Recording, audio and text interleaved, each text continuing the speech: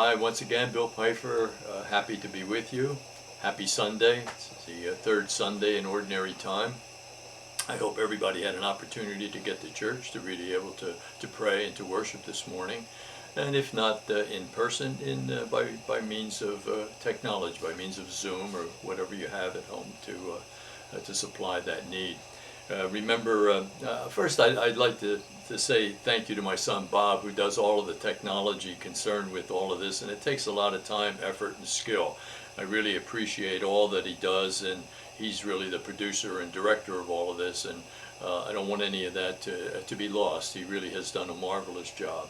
Bob, as president, is working on a PhD in spiritual theology, and is doing a marvelous job there as well. So I just want to thank Bob for all of his work.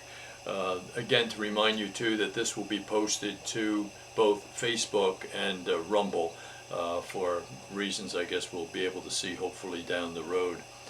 Today again I ended up, sorry I have my jacket on again, but had to do the ducks, and it was terribly freezing this morning, about 15 degrees. I had to use a 4x4 to be able to break the inch-thick ice to be able to give the ducks the water that they need. So the reason for my jacket.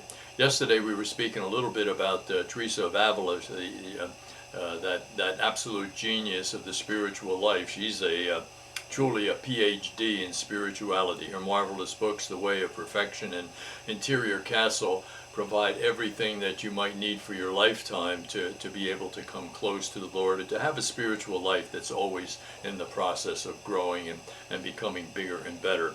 We mentioned yesterday her beautiful prayer that they found in her prayer book when she died, and I was able to find it in Spanish, and there are some people who are listening in Spanish, but it's nice to be able to find the exact text that was there, that she used day in and day out as a very important part of her relationship with the Lord.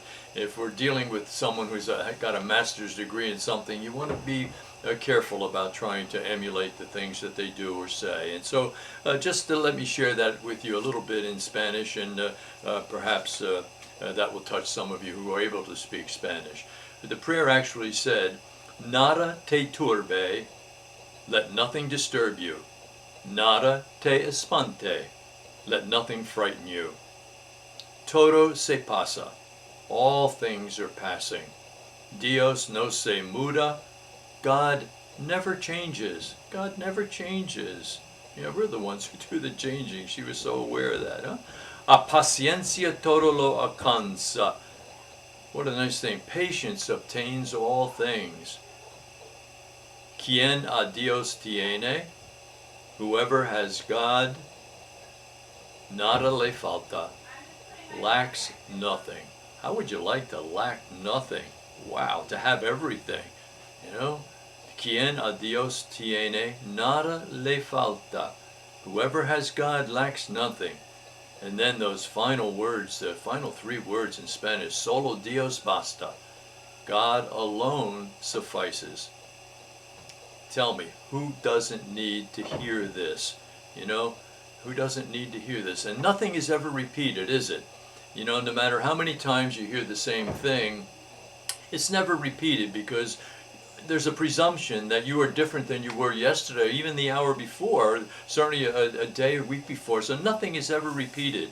It should be something that is heard in a different way, that goes from our head to our hearts in a deeper and richer way. The spiritual life is not a level process. It's more like a spiral. It begins and it grows. It's a process of dealing with the same things over and over, but at deeper and deeper levels. And so we can pray this prayer over and over the same day, and each time it means something more, or something more deep inside of us, huh? You know, let nothing disturb you. That's a big line, nothing. Let nothing frighten you. All things are passing away. God never changes. Patience obtains all things. Whoever has God lacks nothing. God alone suffices. What a wonderful word. You know, we need to hear that over and over. I'll try in the next couple of days to be able to share some things with you that Teresa of Avila shared with her nuns that really touched their hearts and shows how practical a woman that she really was. Today I want to do the same thing. Some words from The Way of Perfection, one of the classics that she of the 5 that she had written. But these are words, very practical words that could be written for you and me today, a few minutes ago. Listen what she tells her sisters. Try then, sisters, to be as pleasant as you can without offending God, and to get on as well as you can with those you have to deal with, so that they may like talking to you and want to follow your way of life and conversation, and not be frightened or put off by your virtue. Don't be more holy than thou, you know? Don't be too holy, huh? This is very important for nuns. The holier you are, the more sociable they should be with their sisters. Although you may be very sorry if all your sisters' conversation is not just as you would like it to be, never keep aloof from them if you wish to help them and to have their love.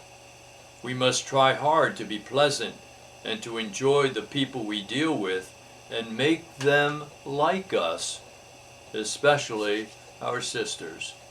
Common sense, good teaching, the kind of thing that you could have heard in church this morning and be able to touch and transform your life and the people you come in touch with today, especially the people in your own family. Huh?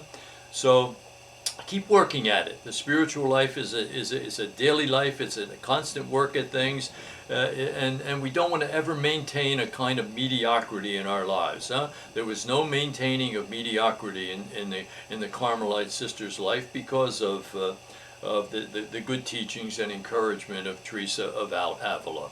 Keep on praying and remembering that silence is God's first language. I hope you have a good day, a good rest of Sunday, and I'm looking forward to being with you again tomorrow. Thank you. God bless.